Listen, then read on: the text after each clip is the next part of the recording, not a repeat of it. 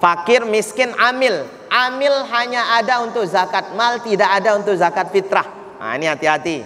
Nanti yang jadi panitia zakat fitrah di masjid, jangan yang lain dapat 2,5 kilo, amil jauh oleh 2 karung. Hak amil unin, dia narak. Tidak ada hak amil zakat fitrah. Zakat fitrah itu jadi panitia itu lillahi ta'ala sudah. Kalau ada bagiannya untuk disebarkan kepada yang lain.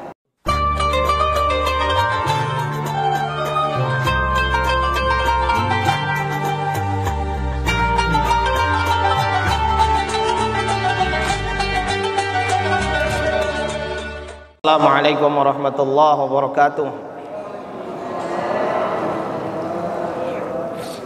Alhamdulillah alladzi anara qulubana binuril Qur'anil mubin, wassalatu wassalamu ala asyrafil anbiya'i wal mursalin habibina wa maulana Muhammad sallallahu alaihi wasallam wa ala alihi wa ashabihi wa man tabi'ahum bi ihsanin ila yaumiddin.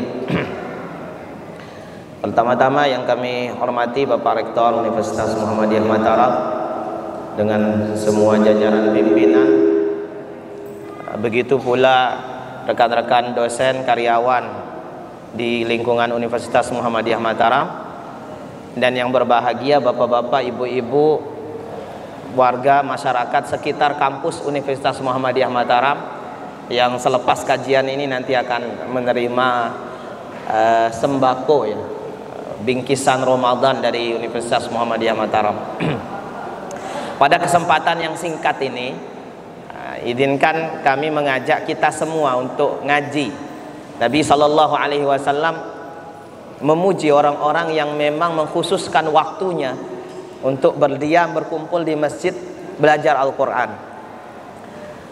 Nabi sallallahu alaihi wasallam bersabda, "Majtama'a qaumun fi baitin min buyutillah." Tidaklah ada sekumpulan orang yang berkumpul dalam satu masjid daripada masjid-masjidnya Allah, rumah-rumahnya Allah, yatluna kitaballah wa yatadarasuna bainahum.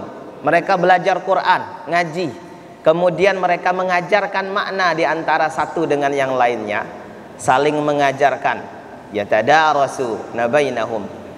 Maka apa imbalannya? Haffat alaihimul malaikah, malaikat akan menaungi mereka. Wa anzalat alaihimus sakinah, diturunkan ketenangan di dalam hatinya.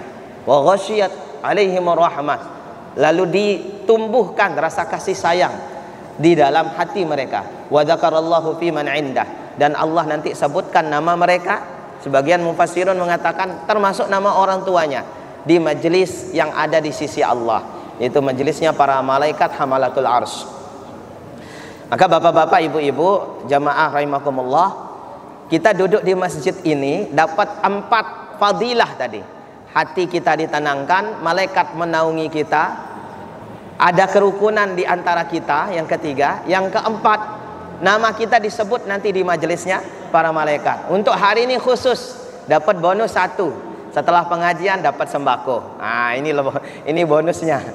Bonus yang kelima khusus di hari ini saja, khusus untuk warga sekitar Universitas Muhammadiyah Mataram. Nah, ini bagian daripada komitmen kampus untuk mengamalkan ajaran ZIS, zakat, infak, sedekah, sebagai bentuk perhatian untuk semua kita, tentu dengan jumlah yang masih terbatas sesuai kemampuan umat saat ini. Insya Allah nanti untuk informasi kita akan menebar paket ini, jumlah total 500 paket, namun 350-nya disumbangkan ke korban bencana banjir di Pulau Sumbawa ya, di Bima ya, di Bima dan di Dompu. Nah, sisanya 150 paket saja yang tersebar kemudian di sekitaran kita. Mudah-mudahan yang sedikit ini nanti akan membawa keberkahan dan manfaat yang banyak untuk kita semua. Bapak-bapak, ibu-ibu, pada kesempatan ini mari kita ngaji surah At-Taubah ayat 102 sampai 103. Allah Subhanahu wa taala berfirman, A'udzu billahi minasy syaithanir rajim. Bismillahirrahmanirrahim. Wa akharuna i'tarafu bidhunubihim khalaqu 'amalan shalihan wa akhara sayyi'an 'asallahu an yatuba 'alaihim innallaha ghafurur rahim. Khudh min amwalihim sadaqatan tutahhiruhum wa tuzakkihim biha wa salli alaihim inna salataka sakanun lahum wallahu sami'un alim. Wa akharuna i'tarafu bidhunubihim khalatu amalan salihah wa akhara sayyi'ah. Dan di antara mereka ada orang yang i'tarafu dunubahum, yang ngerti akan kesalahan dan dosa mereka.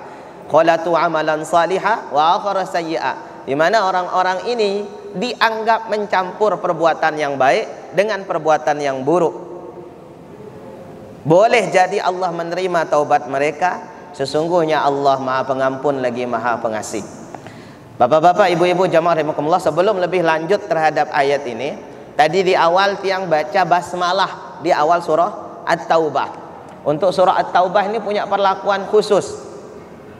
Kalau umumnya surah-surah dalam Al-Quran harus disunnahkan untuk dimulai dengan mengucapkan basmalah, untuk surah At-Taubah letaknya di juz 10. Surah At-Taubah khusus kalau awal suratnya tidak boleh dimulai dengan kalimat basmalah, awal surahnya.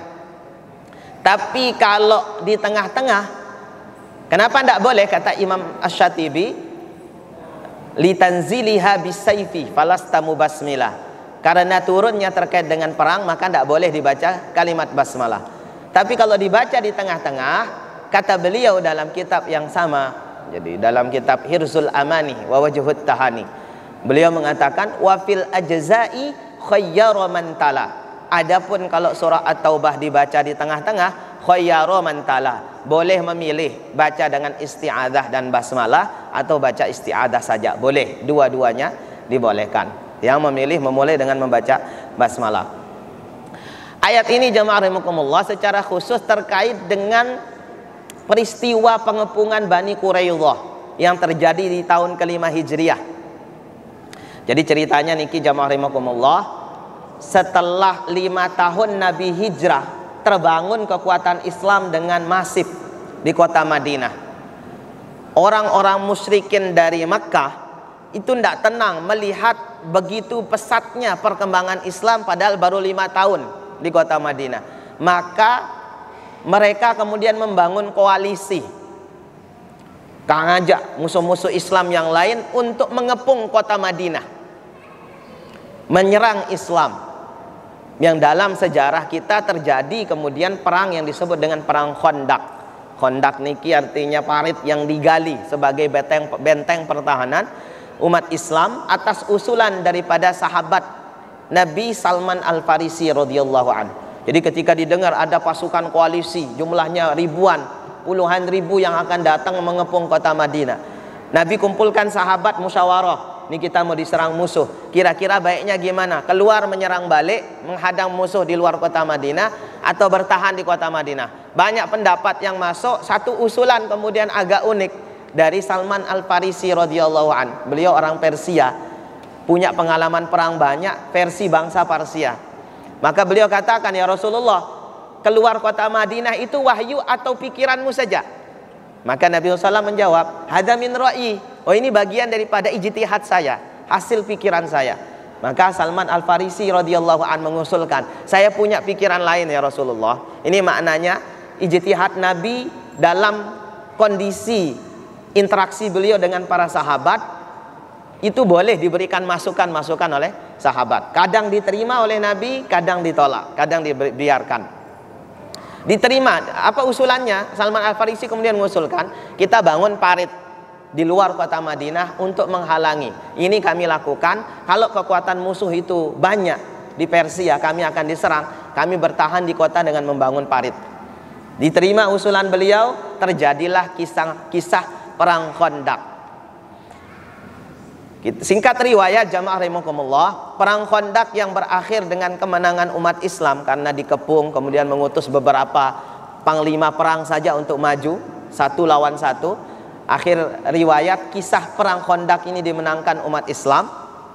Nabi SAW masuk kemudian ke rumah salah satu istri beliau, Ummu Salamah radhiyallahu anha. Beliau letakkan senjata, beliau turun malaikat Jibril. Beliau alaihi salam, malaikat Jibril mengatakan, "Qad wada'tas silah ya Rasulullah." Kok sudah kamu letakkan senjatamu? Wallahi, demi Allah wahai Rasulullah, kami bangsa malaikat belum meletakkan senjata. Kenapa belum? Kata Nabi. Pergi, ukhruj. Kemana? Ila Bani Quraidah. Pergi sana menuju Bani Quraidah.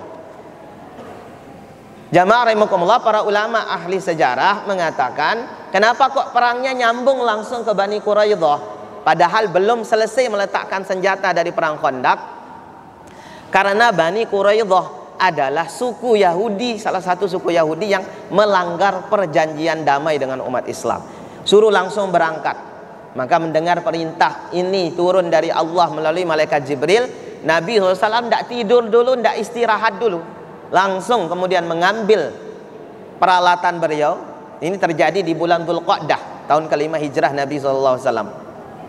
Kemudian beliau perintahkan kepada semua sahabat berangkat menuju Bani Quraidah. Sampai kemudian ada kalimat beliau yang dijadikan banyak ijtihad, dasar ijtihad oleh para ulama. Nabi mengatakan, la tusallinna ahadukum illa ila Bani Quraidah. Janganlah salah seorang kalian salat al-asr, salat asar, kecuali nanti di Bani Quraidah. Sebagian sahabat ada yang ikut zahir teks hadis Nabi, sebagian ada yang salat dulu baru berangkat ke Bani Quraidah. Singkat riwayat, jamaah rahimakumullah, di Bani Quraidah 25 hari terjadi pengepungan. Nah, ini kita cerita dulu. 25 hari terjadi pengepungan. Nabi SAW mengepung orang-orang Bani Quraidah yang bertahan di dalam benteng-benteng mereka. Selama 25 hari niki, jamaah rahimakumullah, baik dari pihak Nabi maupun pihak Bani Quraidah sama-sama sudah mulai kehabisan bekal. Sehingga ada satu opsi yang mereka tawarkan dari Bani Quraidah, orang-orang Yahudi, minta berunding, minta diutus orang yang mau berunding. Diutuslah Abu Lubabah. Jamaah, Abu Lubabah niki orang yang secara khusus disinggung nanti di dalam ayat ini. Abu Lubabah orang yang imannya betul-betul kuat, tidak diragukan lagi, sahabat Nabi yang setia, ikut perang Badar. Ketika perang Badar sedang diserukan, Abu Lubabah tuh langsung tidak pakai mikir menghadap Nabi, ya Rasulullah, saya ikut perang Badar. Tapi oleh Nabi, beliau diamanahi kota Madinah, kamu tidak boleh keluar, jaga kota Madinah, yang lain berangkat.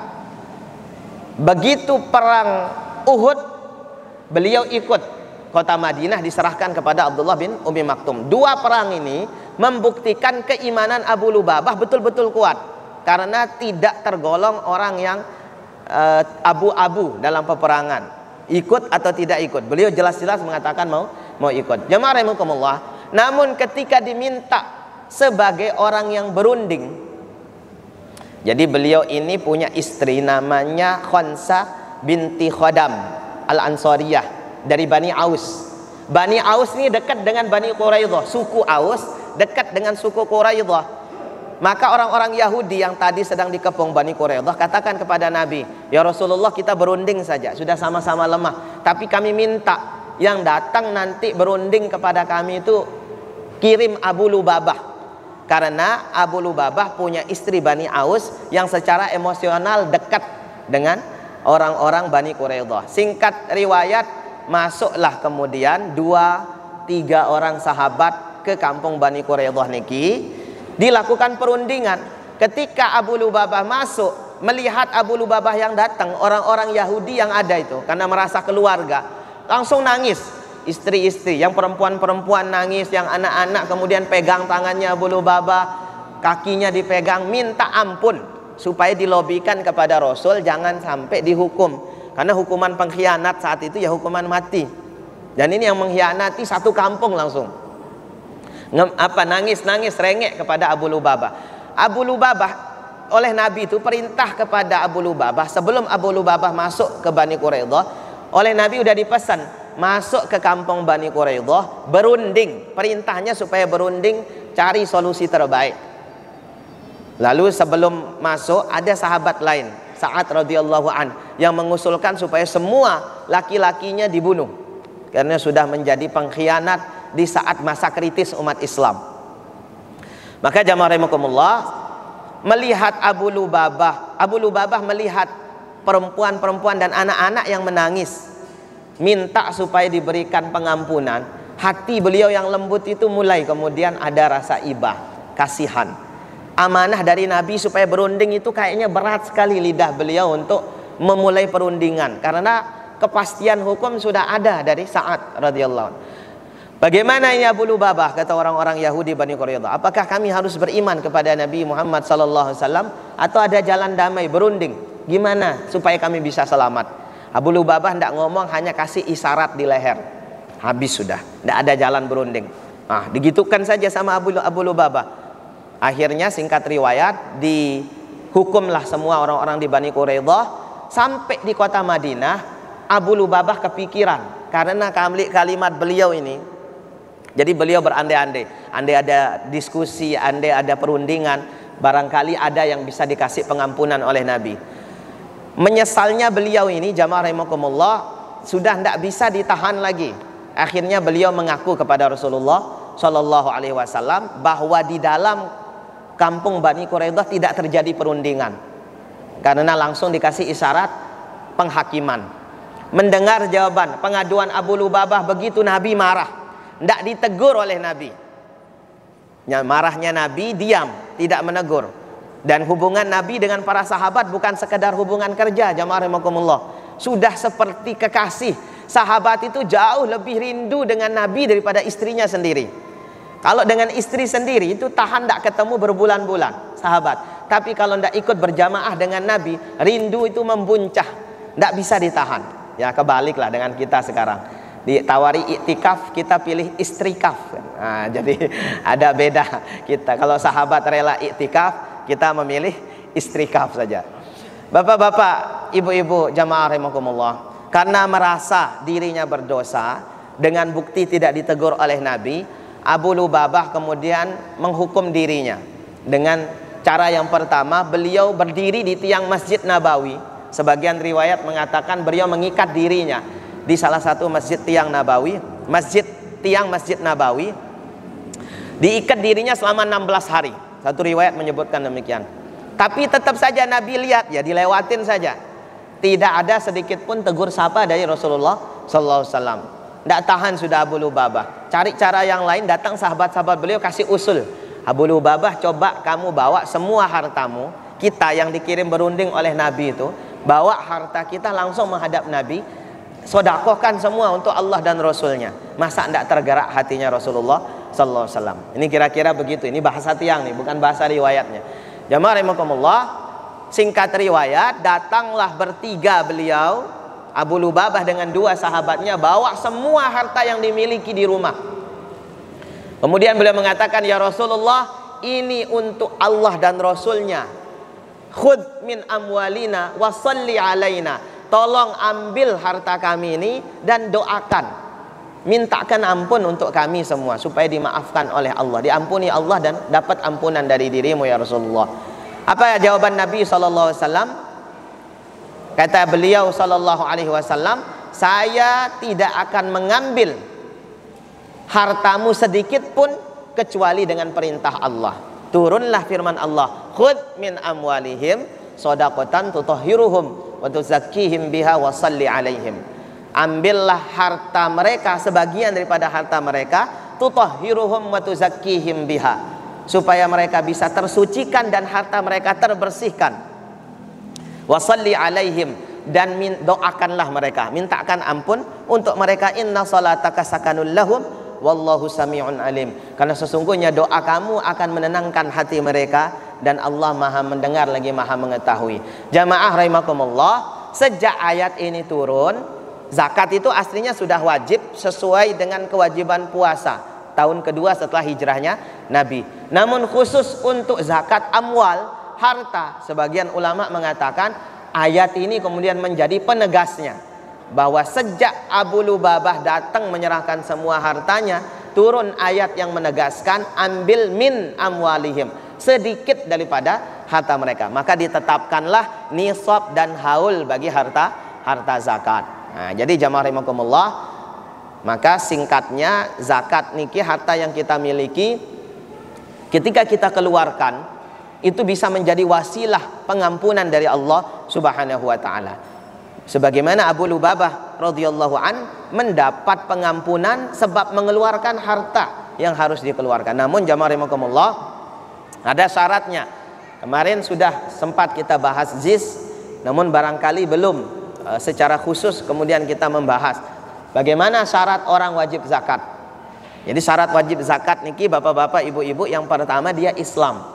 Maka harta setiap muslim wajib dizakati. Yang kedua, harta yang akan dizakati ini milkut tam, dimiliki secara utuh, keseluruhan. Gambarannya begini bapak-bapak, ibu-ibu, jamaah rahimakumullah, khususnya bapak ibu yang memiliki penghasilan lebih. Kalau kita punya harta tabungan, baik jenisnya tabungan, pertanian, peternakan, emas, harta yang kita miliki itu milkut tam, secara utuh kita bisa belanjakan kapan saja. Contoh, kalau pelungguh punya uang 100 juta, ini udah nganggur ini, 100 juta ini ada wujudnya, bukan khayalan, bukan hitungan, tapi betul-betul ada. Tapi dari 100 juta itu diutangi atau dipakai modal usaha 50 juta. Wujudnya tidak ada yang cash, tinggal 50 juta saja. Maka saat itu belum wajib zakat, karena harta 100-nya tidak milkut tam. Yang milkut tam yang dimiliki secara sempurna hanya 50 juta. Sementara 50 juta belum kena nisab minimal 1 kali 1 nisab, yaitu 85 gram emas 24 karat. Sekarang dikonversikan 1 gram emas 24 karat sama dengan 1 juta. Punya harta 85 juta, kena zakat 2,5%. Jadi kalau 50 juta belum kena. Atau misalkan dia punya harta yang disaldo, tabungan itu semuanya terhitung 100 juta, tapi punya istri sebagian. Nah, ini juga belum wajib kena zakat perorangan. Jadi jamaah rahimakumullah, yang dizakati itu betul-betul milkut tam, kita yang miliki secara utuh, kelola kapan saja bisa. Kemudian yang kedua, yang ketiga, harta yang dizakati itu nama, tumbuh, berkembang. Maka harta yang tidak berkembang tidak wajib dizakati kecuali emas dan perak. Nah, jadi jamaah rahimakumullah, kalau kita punya harta, contoh misalkan Pak Dekan punya mobil. Mobilnya ketika ditaksir harganya 150 juta. Tapi mobilnya pemakaian pribadi, dipakai ngantor, tidak disewakan, tidak menghasilkan uang lebih, tidak tumbuh modalnya dari mobil itu. Maka harta di mobil ini tidak wajib dizakati. Punya rumah tinggal, kalau dihitung-hitung harga rumahnya 200 juta, jangan hitung untuk wajib dizakati, karena itu rumah tinggal, tidak menumbuhkan harta. Kecuali punya rumah, punya mobil, lalu dibisniskan, disewakan, maka keuntungan dari penyewaannya dihitung untuk dizakati ketika mencapai 1 nisab, 85 gram emas. Jamaah rahimakumullah, nah mencapai nisab, nama harta tumbuh itu tidak berlaku untuk emas dan perak. Maksudnya apa jamaah rahimakumullah? Karena secara umum perhiasan emas dan perak jika masih dipakai dalam jumlah kewajaran tidak kena zakat. Contoh, bapak ibu ketika nikah dulu, ada yang kasih akad nikah dengan emas kawin 100 gram emas tunai.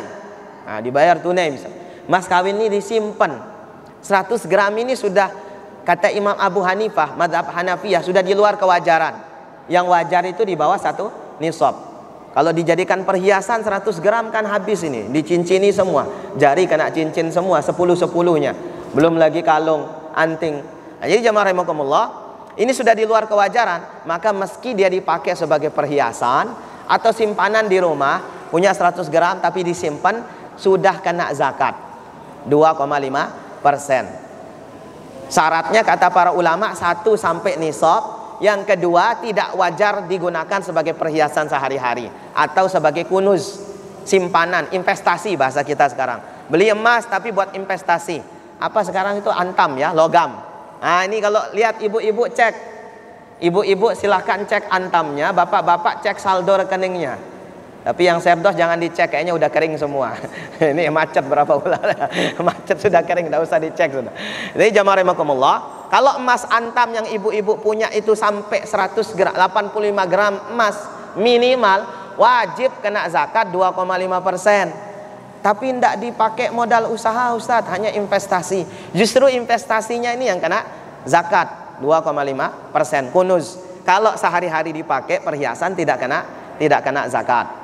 Nah, jadi jamaah rahimakumullah, apalagi kalau lebih daripada 85 gram emas. Terus pokoknya minimal 85 gram emas. Di atasnya langsung kena zakat emas.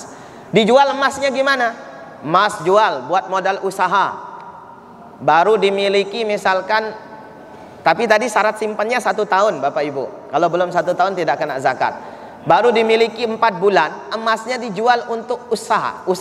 100 gram jual cash untuk usaha. Ada zakat 2,5%, namanya zakat tijaroh. Zakat barang dagangan. Karena hasilnya sudah lebih daripada 1 nisab, keluar 2,5%. Nah, jadi jamaah rahimakumullah, begitu juga harta yang lain yang kita miliki. An-nama. Kemudian syarat berikutnya sudah melebihi daripada kebutuhan pokok.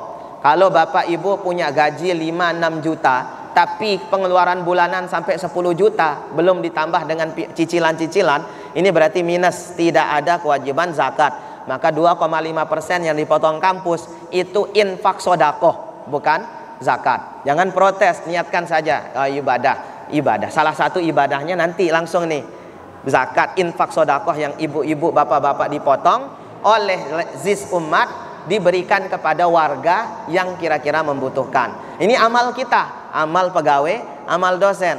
Jadi meskipun harta kita jelas tidak sampai 1 nisab, tidak sampai haulnya, insya Allah kita ikhlaskan saja, tidak usah protes. Bagian daripada cara kita beribadah. Kadang-kadang kalau tidak dipaksakan tidak bisa.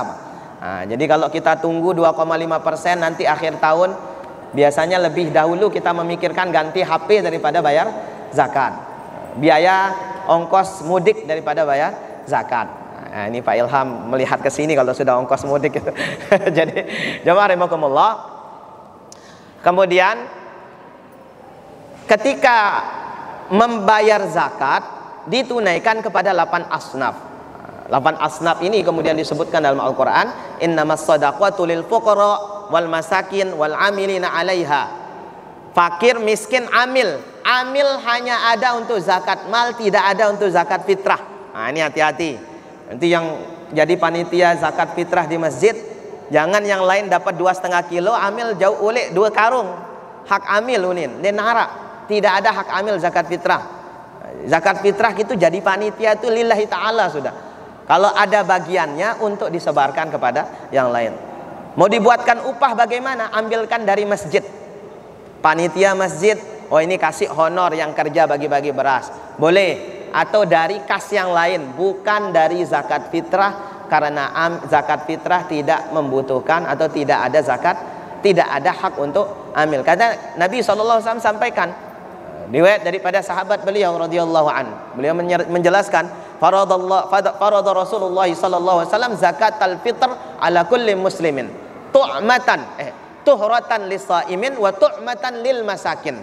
Atau kama qala fi riwayah, adalah Nabi SAW mewajibkan zakat fitrah kepada kami sebagai pensuci daripada orang-orang yang puasa itu, daripada lagwi war rafath, perkataan sia-sia dan pornografi, porno aksi yang dia lakukan selama puasa.